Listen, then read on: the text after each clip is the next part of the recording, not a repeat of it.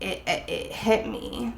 I looked at Ryan, he was sitting right next to me in the hospital, and I looked at him and I said that I could die. What are you going to do if I die? I finally got pregnant, was having a great pregnancy, and all of a sudden one night I started having some chest pain. I went to the hospital and they did blood work and had said, you have leukemia.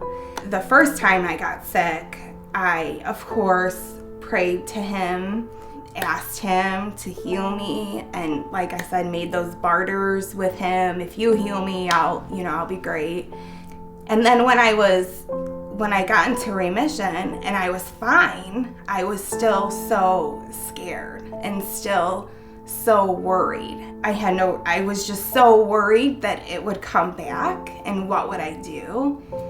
And when it did come back, it just rattled my world.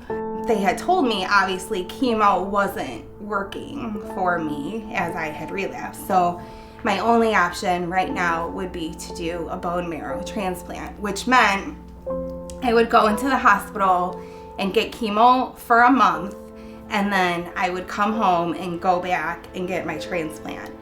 And both of those visits to the hospital were for a month at a time.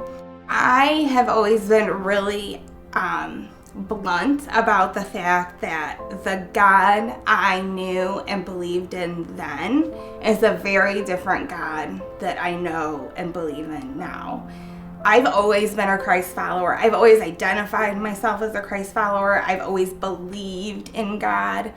But there was no connection. My relationship with God just lacked any connection. And through the lack of connection, there was obviously no trust.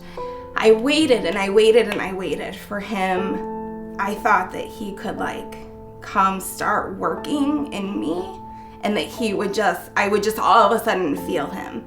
But that's not what happened. I had to take the first step. I had to commit to myself and to God that I would do this. I would trust you. I was holding God responsible for things he never promised. God never promised me that people wouldn't get cancer. God never promised that there wouldn't be tough times. But God did promise that he would bring us through it.